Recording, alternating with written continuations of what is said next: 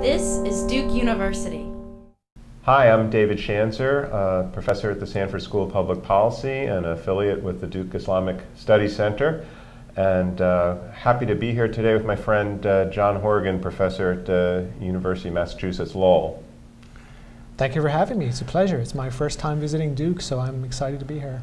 Okay. Well, John, unfortunately, overlapping with your visit was a terrible incident in Canada yesterday where apparently a individual who had recently converted to Islam killed a soldier in front of a memorial in Ottawa, went on a rampage, shooting rampage inside the Ottawa Parliament building, and was ultimately subdued and killed by law enforcement, but it's put a lot of trauma into Ottawa. We've seen incidents like this similar pattern before, but as a scholar of terrorism, when you hear about something like this, what's the first thing that comes to mind? What do you think about? Terribly shocking event, of course, and our thoughts and sympathies are with those affected. I think it's probably too early to tell yet. I know there's been very significant speculation that this was an ISIS-inspired, if not ISIS-organized attack. Time will tell, of course. Though shocking, I don't think it can come as a complete surprise to Canadian national security experts and analysts. There have been repeated attempts at radicalization and recruitment over the past 12 to 18 months now. So I suspect much of the investigation over the next 24 to 48 hours will focus on whether or not this was merely inspired by ISIS or there may be some deeper connection. Time will tell. Let's say we don't find out about any international connection, and while the Boston Marathon, there was some international issues with some travel, most of the conclusion was that it was not a deep plot connection. So let's say it was, people always ask themselves, how is it somebody who grew up in Canada could move to this type of violence? What are we to make of that?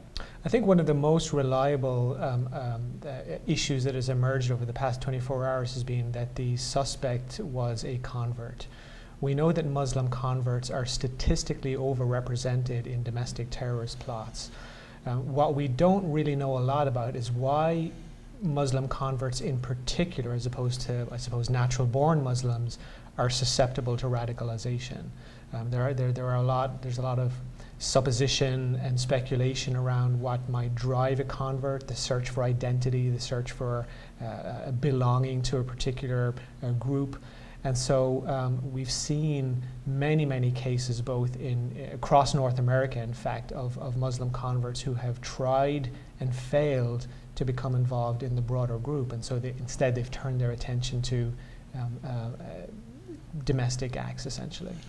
This reminds me of, this discussion reminds me of when the NYPD report came out, and I believe it's 2006, 2007, and it outlined this four-stage process by which, it hypothesized that individuals radicalized, and talking about, involvement, becoming more religious with your practices, and then joining a group and having your ideas become even more extreme, and then this move to violence.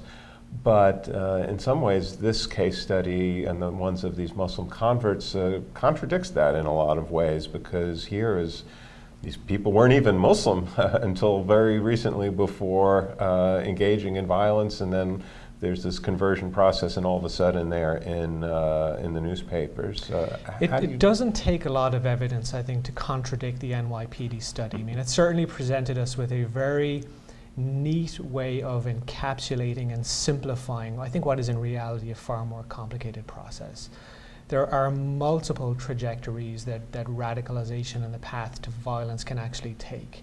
It is a mistake to assume that the only way is to first become radicalized in thought and belief, and then that provides a springboard, I suppose, to violent action. For some, that may be the case. For others, not so much.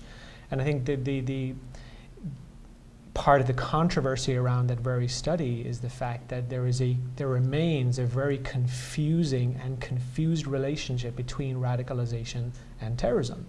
Some engage in terrorist activity, they find an opportunity to become involved in a group, and then they become radicalized in thought and belief almost as a byproduct of engaging in specific acts. For others, it's the old traditional model of first becoming radicalized, whether in person or online, and then seeking an opportunity to engage or to do something. So the person thinking about what happened in Canada, what should we look for in the news coverage and the analysis by terrorism experts? What would be a good way to think about this incident over the next couple of weeks as we learn more? I think the most important lesson, honestly, is just to continue to support the idea that restraint is a good thing. It's been very interesting to compare our coverage here in the United States versus the Canadian coverage of the same incident over the past 24 hours. I saw I think I was quite alarmed to see a lot of the headline news here at home saying Canadians are terrified and massacre on the streets. This is a terribly tragic incident, but let's not do the job of these guys in terrifying ourselves. I think the Canadian press has been a model of restraint in terms of putting the message out there that this is not a Muslim issue and that Muslims are as much Canadians as anybody else. And so I think promoting restraint, reaching out, reassuring communities, doing all of the kinds of things that Canadians are very good at doing anyway, really ought to be the message in the short term. Well, thank you, John, for illuminating us on the tragic recent events north of the border. Thank you.